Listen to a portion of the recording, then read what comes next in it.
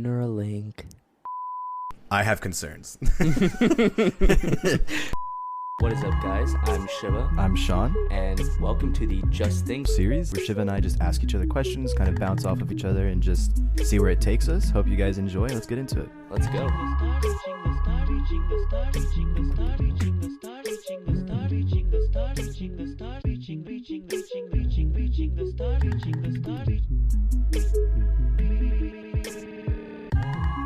Today, guys, we are talking about Neuralink. Neuralink. Right off the bat, I think we should just start with I guess I could ask, what is it? You looked into it a little bit. What is it? Okay, so essentially, from my preliminary, my off-mic research, my off-mic research. Your scholarship research? Yeah, exactly. There you go. Your scholarly? Sorry, not scholarship. You didn't get paid for that shit. So essentially, it defines it as a brain-machine interface device. They call them BMIs or whatever. Mm-hmm. And they're not the first person to have ever promised things or tried it or whatever, but it's obviously the most prominent, right? I think everyone's probably heard a little bit about Neuralink, or at least the name. But yeah, that's essentially what it is. It promises, basically, they're going to put a very minimally invasive procedure and put the chip in your brain with tiny wires that are able to communicate electrically with your natural electrical signals in your brain. I was watching these videos about what they're able to claim, for the procedure to implant it. Of course, we saw not too long ago they actually did it in a pig, and the pig was, they implanted it and removed it, and the pig was able to live just normally with it in there. Mm-hmm. I don't know if they ever actually did communicate via the chip, but the pig was fine, and so I think that was important. But they've also already created a robot that is supposed to do the procedure, and you're supposed to be out in an hour. It's this big thing that kind of just scoots down and sits over your head, and I'm literally just the chip itself is the size of a quarter, and it has electrodes in it that are 1/20th the thickness of a strand of hair. I mean, this thing is as precise and small as they could probably get it. I mean, if they are able to go smaller, I will actually be super shocked. Yeah, also, apparently the device is, the same width as your skull, which is, Well, yeah, so it's supposed... So when they take out a little piece of your skull, and then the chip sits flush with it. Mm-hmm. That's the whole... it's not, up against your brain, even though the wires will, go into your brain or whatever. Mm-hmm. But the chip itself is just... They take out a small piece of your skull, and then it sits flush with the skull, and then the wires communicate. So that's essentially what Neuralink is. It's that brain-machine interface that is basically going to allow you to communicate and control machines. So I got a side question here. Okay. Does this make us officially cyborgs when people start having it? I think you could define... Yeah. Yeah? I think... I mean, not in the sense of if anybody saw Justice League. Not like that, right? Laser shooting out of your eyes or something? Yeah, but I mean, essentially you have you are augmented via computer chip. Mm-hmm. So I think you could define yourself as a cyborg. Imagine if we just skipped virtual reality altogether, and these Neuralinks could actually project into reality what you want to see and stuff. Or at least just make you see what you want to see. Mm-hmm. And that, we'll get to this later, but I have concerns. Don't we all? There's concerns, and yeah. I think they're both valid and highly possible. And so I don't think Neuralink's going to be something that is going to be refined by the time we're 60.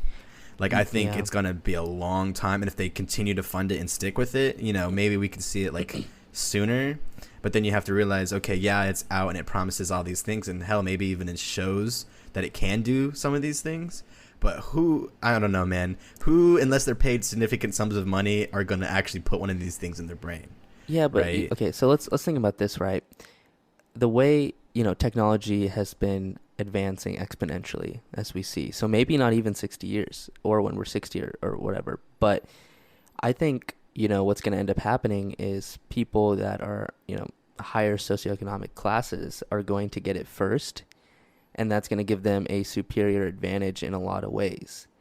And this is going to have some sort of trickle-down effect to the point where if anyone can even afford it to give up, something else, like if they have to sell some things and if they can afford it, they would, because you're going to be so low on the ladder that society is so much past you.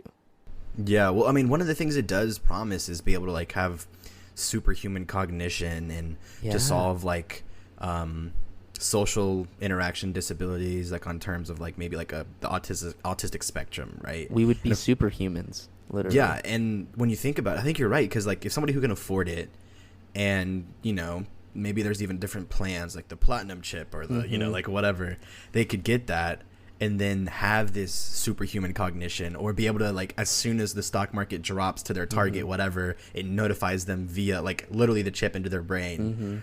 Or they would never miss meetings or be late to anything because they could literally just put it all in that chip, or have like a computer that it communicates with that has all that stuff on there. Yeah. And so now you're sitting there and you become like just a pristine, well-oiled, efficient machine. Which is also concerning because, like you said, we become a machine. It feels like you're removing all human aspects of human at that point. Well, yeah, but I think their claim is that they're improving them, quote unquote. But I think a lot of people, when you put, just a little bit more thought into it, you're kind of like, there's certain, I don't know, faults of humans that are almost like, oh, thank God we have them, like, because you're kind of, it would be a little problematic if there wasn't any of those.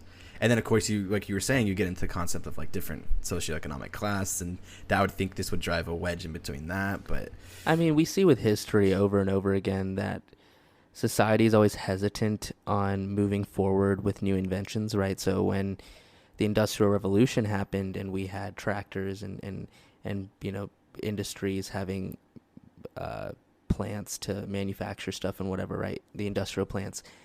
We saw a hesitancy with people. Let's go back to the agricultural revolution when tractors and stuff started happening, and the farmers that were like, nah, that doesn't seem like the human way. That doesn't seem like the natural way. And those people that didn't buy tractors or harvesting equipment and all that suffered. And the people that invested in it, accepted the change, made a lot of money.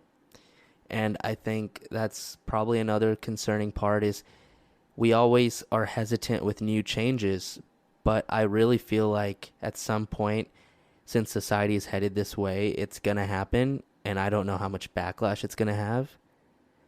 I don't know if it's going to happen in our lifetime, but I definitely think it's going to end up like, Futurama eventually. yeah, where as soon as you come out or born, you get a chip. Yeah, what's that one show, kind of like the Flintstones? It's the futuristic one. You know what I'm talking about? No. The Jensens or something?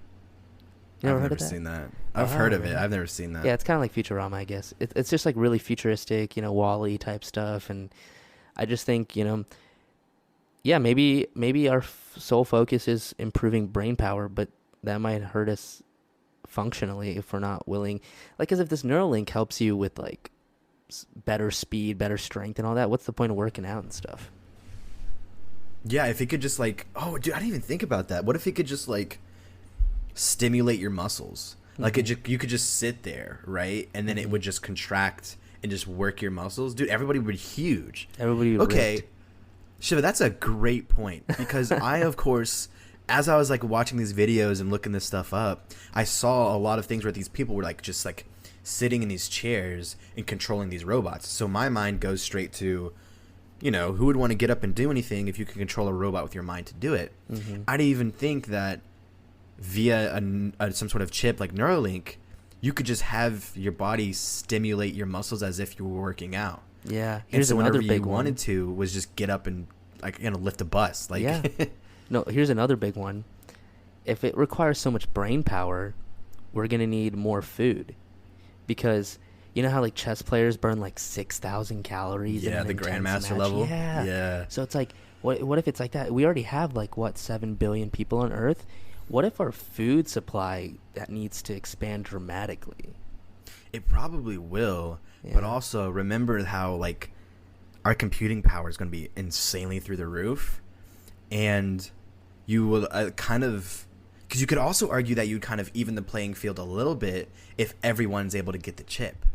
Because if everybody is able to get the chip, you can also, like, you know, in the future think about, you could learn a skill like within a day, or you could, you know, do all these crazy things. You could learn a language instantly. Yeah, skilled labor could be the norm. Like, it's just like, you know, maybe not everyone could, you know, become like a lawyer, engineer, doctor, but I mean, all like electrician, plumber, like all these like trade, you know, jobs. Or so you're you know, saying personality plays into where your profession would be, but we'd all be highly skilled in everything we did. Kind of, right? But I mean, but then what is happens? there a natural brain component that maybe inclines you for, let's say, capacity, right? Like maybe you just naturally have, you know, I don't actually know the medical side of this, but I mean, is there a biological like brain component that says you're able to, you know, store more information or learn things quicker or blah blah blah? Because I think we see that, right? Some people go through school and it's easy for them, and some people have to work really hard. So if that's the case, then via Neuralink, is it possible that there would still be a divide in like that job kind of class, but like you were saying, everyone would be able to have like a higher base level of skill because they could learn it quicker, or, you know, whatever. Yeah. Well, before I guess we get into some of the interesting ideas we also had, we should probably talk about why this is happening in the first place. What are the benefits that are claimed? You know, what's the push for it? I know there's some, right? Like it corrects blindness and eyesight problems, potentially Alzheimer's, which is essentially, it's like, you know, the nickname is like old timers, which is like, as in like you start losing memory and whatnot. And essentially I think what that was is you're losing electrodes or like electrical impulses to certain parts of the brain, which means you're losing memories in that area or something like that, right? And what this Neuralink does is restores electrons or electrodes or whatever. Yeah, so essentially, so yeah, you're right. It's making like some pretty heavy claims, and that was a couple articles that I read. These claims are, it can cure blindness, paralysis, even like things that are like addiction, Alzheimer's, dementia, things like that. And so Alzheimer's is essentially when the brain, your neurons are starting to like degenerate a little bit, right? They kind of decline. And when your neurons start to degenerate and decline in that kind of way, things get lost or destroyed, such as memory and mental function. Patients are like, you know, confused. They like can't recognize family, you know, who are you? Things like that, right? And even though it's called Alzheimer's disease, it's also called senile dementia or whatever, because dementia is technically, it's not a specific disease. It's just like a group of conditions, where it's basically it's defined by the impairment of at least two brain functions, like memory loss, judgment. Symptoms are like forgetfulness, limited social skills, thinking abilities impaired such that it interferes with like daily function, right? And to have a chip that is claiming these things in the early stages, because it's only been around 4 years.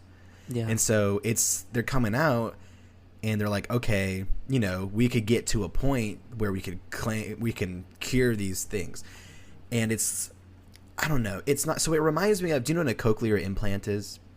Yeah, for hearing, right? Yeah. Okay. So essentially a cochlear implant, it's a complex like device, right? It's not a simple thing, but it is more common to solve things like that.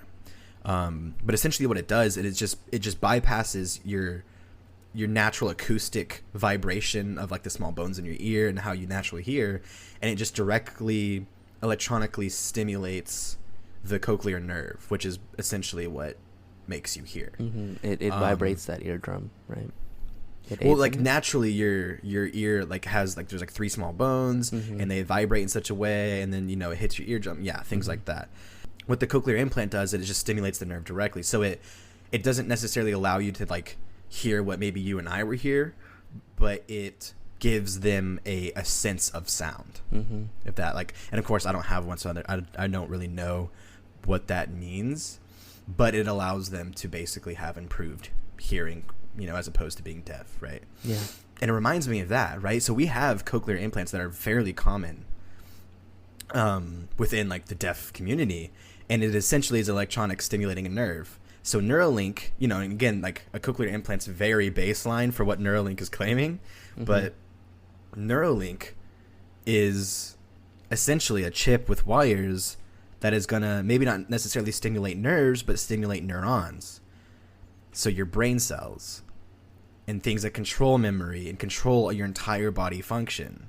And if we can already do a cochlear implant, who's to say that this technology that they're developing is actually that close, right? Like it is actually that close to maybe doing some of the things it claims. And, I don't think it's probably going to be able to do everything it's claiming, right? So like it's even claiming things like anxiety, blindness, paralysis, addiction, being able to download and save memories.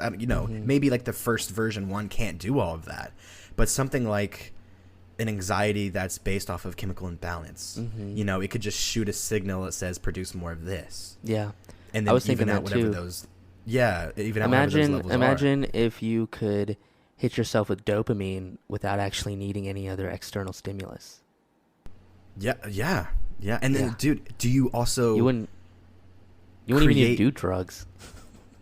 Yeah, do you also create an addiction?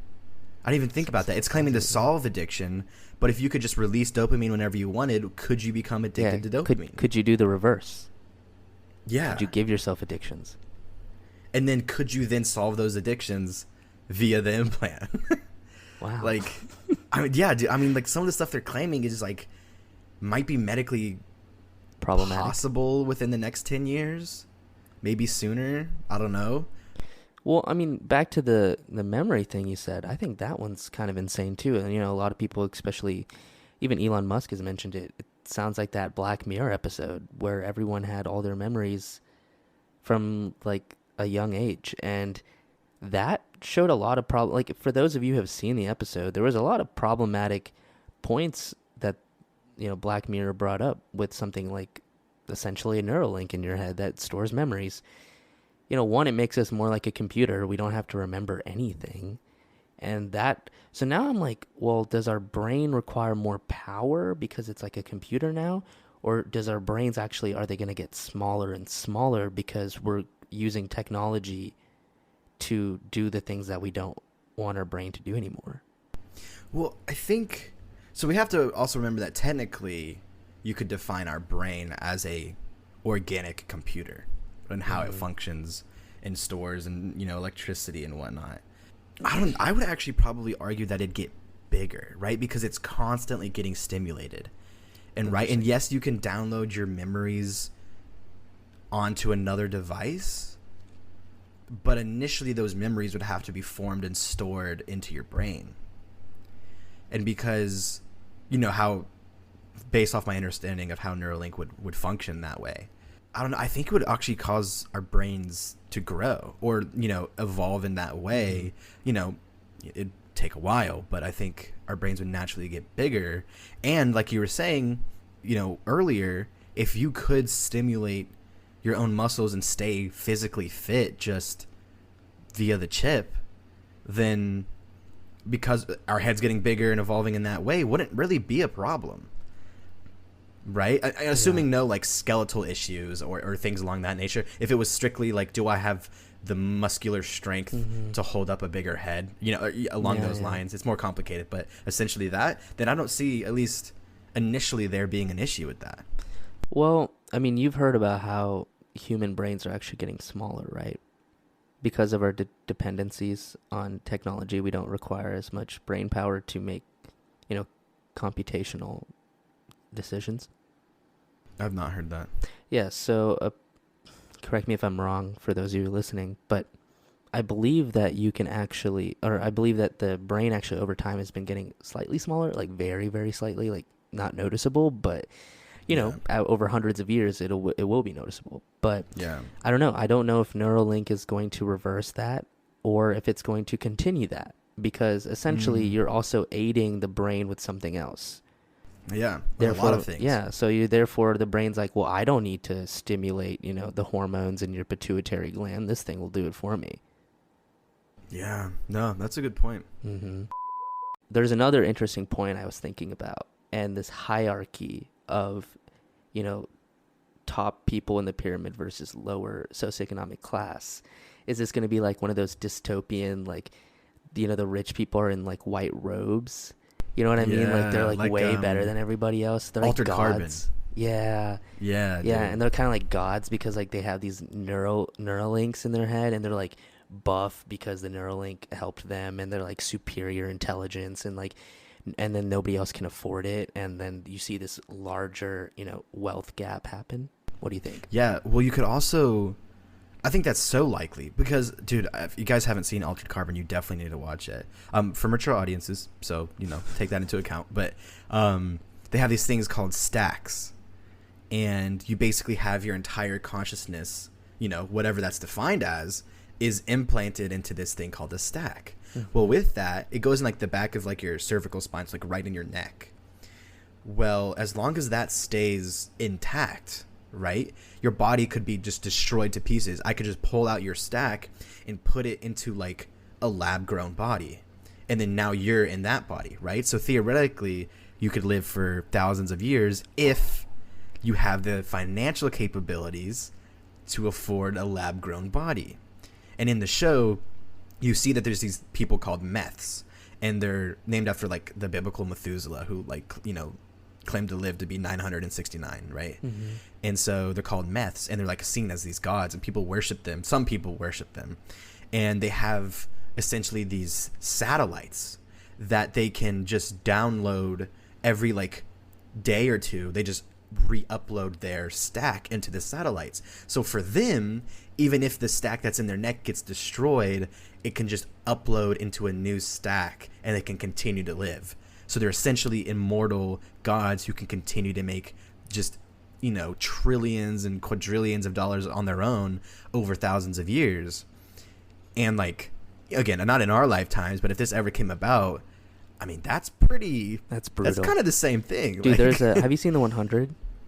No, I've heard about it. My brother likes it a lot. There's the last season is really similar to that. There's this society, and these they're called primes, and they're like the top leaders of the society. And these primes all have Neuralinks, technically, right? They have some sort of chip in their neck. Yeah.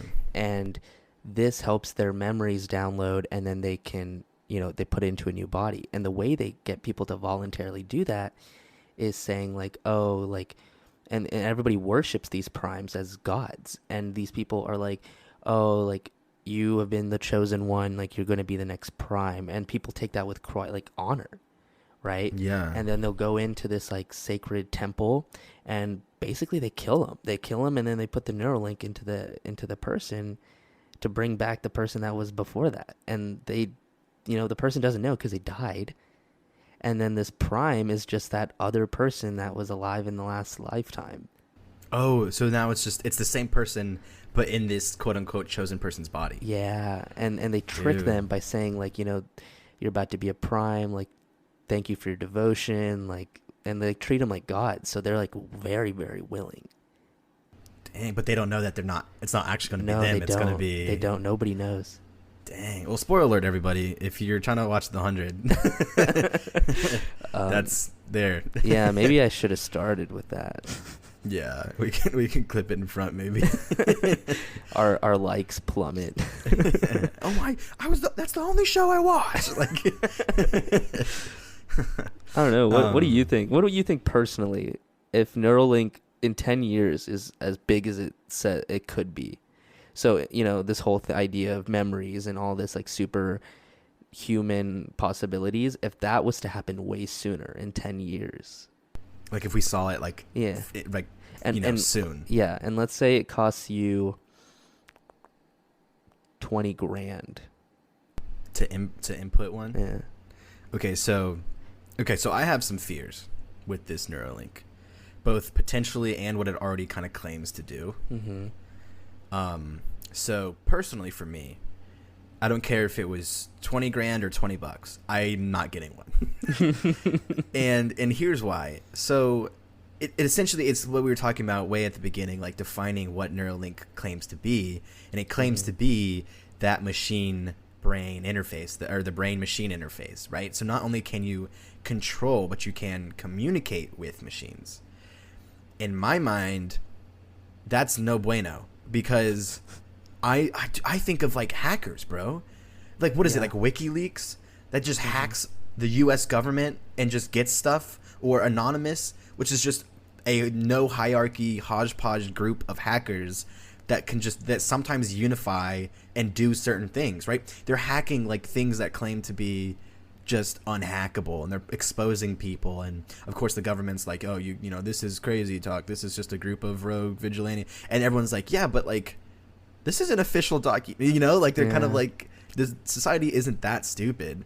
And so I have concerns of that, where it's like you could have the state of the art, you know, most encrypted whatever, and some prodigy hacker is eventually, if not already currently exists, that could just, you know, eat a Snickers, drink coffee, and do it with one hand, just hack into your Neuralink. And if they can do that, dude, they could control you. You would become a drone. Yeah. A biological, organic drone that, you know, essentially hope, like, in some way, if this hacker does it right, no one would know.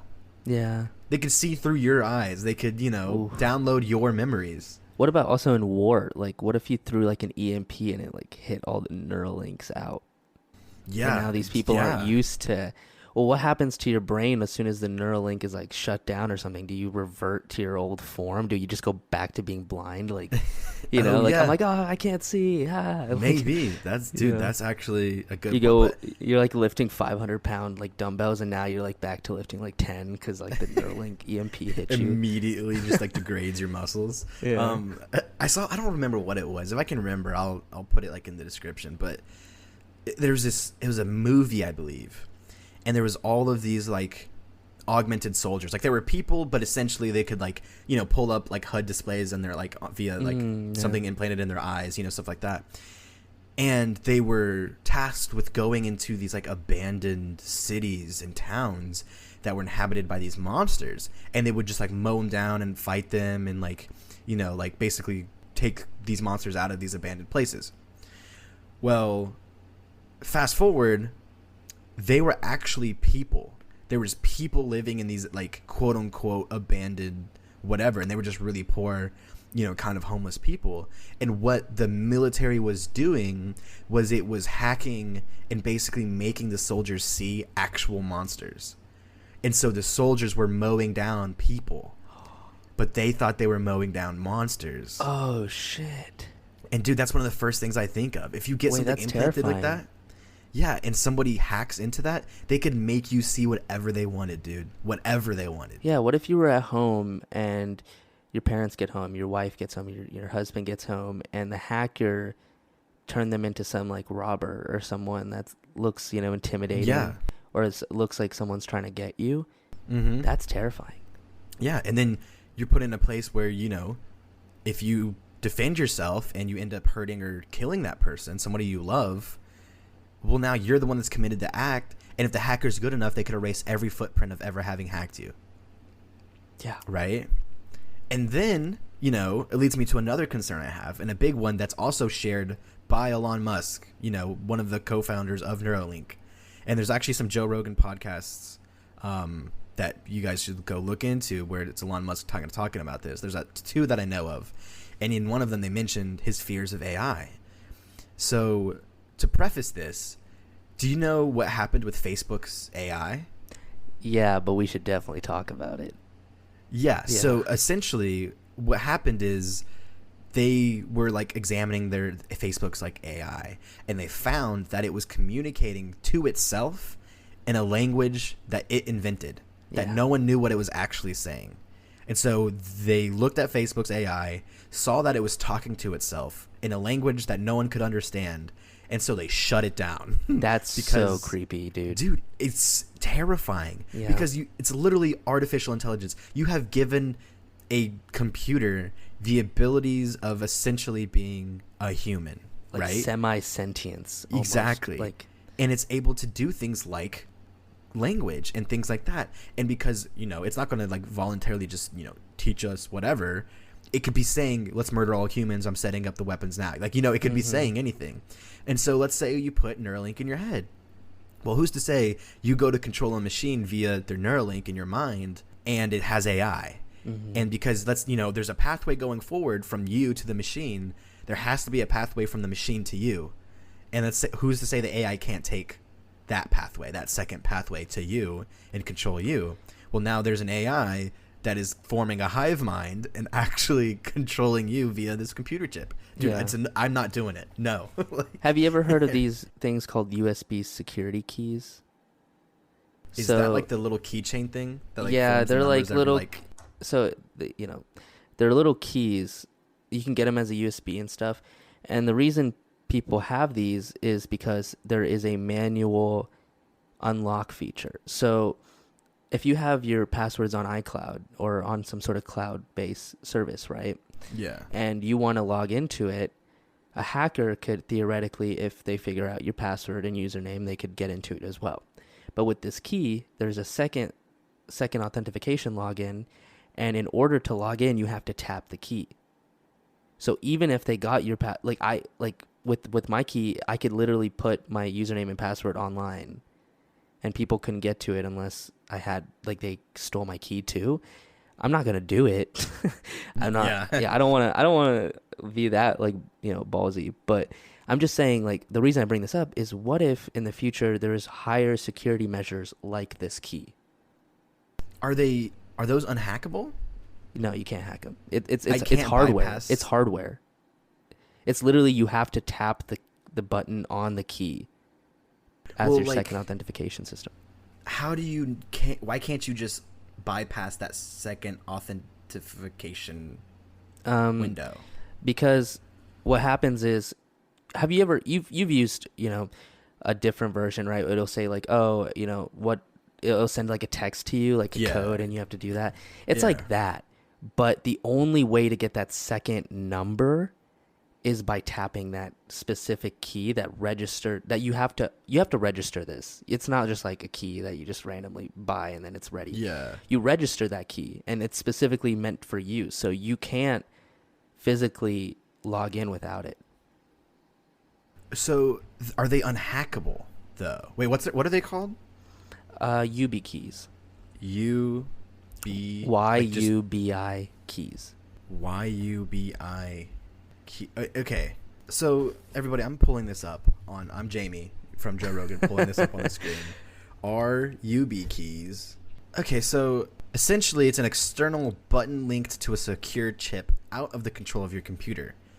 It will never relinquish your password unless anyone physically touches that button. Mm-hmm.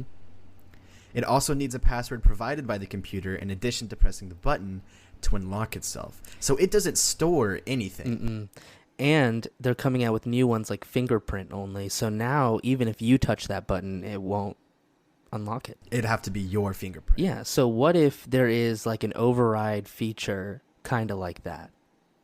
I don't know how, but what if there is a feature like that? If they could, so I'm still reserved in the sense that I don't know how something that's electronic in any way is unhackable. Because yes, there's a feature that you have to physically push that button, but there's a code that happens when you push that button that I could mimic, right? I could put in the zeros and the ones that I needed, assuming I was just this amazing hacker, to mimic, hey, I've quote unquote pushed that button.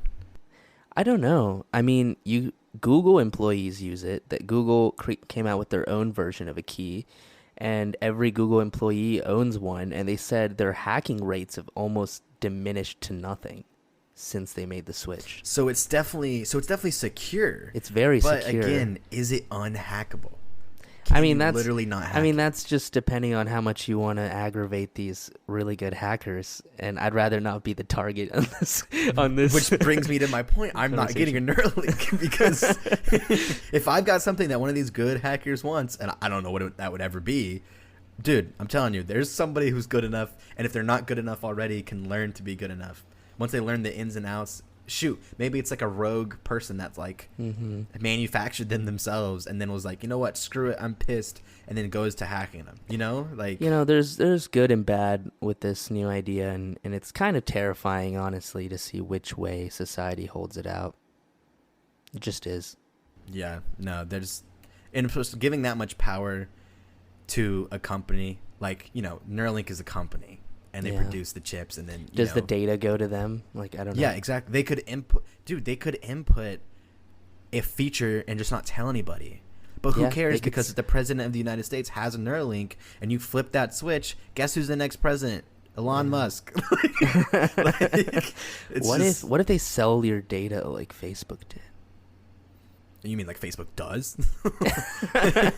Well, that's alleged. Don't zuck me, please.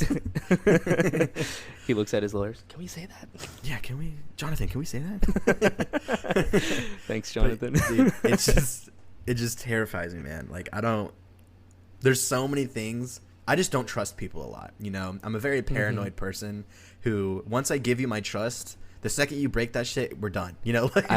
I noticed that from episode 2 when we were talking about zombie apocalypses, and you were like, I was like, like sooner or later humans are gonna turn on each other, and like no one's gonna trust each other. And you're like, big facts. I know I won't. Dude, no, I'm telling you, like my entire couple decades of life till now has just taught me personally, you gotta, don't trust nobody. Like whatever things like that. And so once I do trust somebody, I mean that's like a very meaningful bond for me. And you're telling me to trust Elon Musk, which, don't get me wrong, I love the guy. I actually love Elon Musk. He does a lot of great things. Yeah, he does a lot, and he's not like, obviously he's not like just some pristine, glorified, awesome, morally good person, right? But the things that he's doing are just so innovative and so awesome, and he just doesn't give a shit like for all this, like to play the games that most of these corporations are playing. Well, he gave he gave his blueprint for Tesla, just put it on, like the idea of electric cars, like. He put it online. Oh, really? Like, I'm pretty sure. I mean, can Jonathan fact check me on that? I don't know. But I'm pretty sure, that Elon Musk put some sort of blueprint idea of his car in order to boost competition, because his claim was that, we're all in this together, and if people can make better electric cars than me, then all the more hurrah. I don't know. Okay. No, yeah. So in 2014... Jonathan's telling me, in 2014, Elon Musk made Tesla's patents available for anyone to use for free, stating that technology leadership is not defined by patents. Yeah. He had released all of Tesla's patents, promising the company will not initiate patent lawsuits against anyone who, in good faith, basically intends to also produce using those, whatever it's patented. It's probably what boosted Apple to want to make their own electric car, too. Yeah. So there's also this article that Jonathan's showing me right now that says, don't be fooled by his patent purge. Elon Musk is just another hypocritical tech billionaire. Okay, so this guy doesn't care that the patents were released. But yeah, no. Yeah, dude, that's crazy. Yeah. So who's to say at one point he doesn't release the blueprints or patents for Neuralink? And then somebody rogue mimics it and then just says, hey, it's Neuralink brand. It's not, off market brand, but then it is off market brand, and boom, now they've got it like a slave essentially. Yeah, also, like, if you think about capitalistic competition for these things, like, there's gonna be different brands with different Neuralinks. Yeah. What if it's like one of them just goes, what if it's like a Samsung phone and it explodes? Dude, I had that phone. You had that phone? I had in high school. I had that phone, and I was just like la da da da, and people were like, no, they're exploding. I'm like, no, they're not. And then there's like a thing where you could like check your battery and see if it was exploding. And so I checked my battery, and I had one of the exploding ones. So my butt went straight back to Verizon and was like, hey, this ain't it, chief. You gotta switch that out. Yeah, you like drop the phone on the table and dip, like running. Yeah, like dude, I don't. But yeah, seriously, what if like someone else's thing malfunctions? Dude, it's super likely. Because there's human involvement in developing these chips, right? Which means there's error. There's even errors in, machines. Obviously not as much, but like, dude, there's errors at some point along the process. And if it can happen to a Samsung phone, sure as hell it can happen to a Neuralink. Yeah. And that's why your boy's not getting one. Yeah. All right, guys. Thanks for tuning in. We appreciate all you guys, joining us every week and listening in. Also, if you guys can leave us an Apple review and rating, that'd be awesome. If you want to email us with any ideas of what we should talk about next, we're more than welcome to hear you out and try some new things. Just things. Just things. Peace. All right. Peace.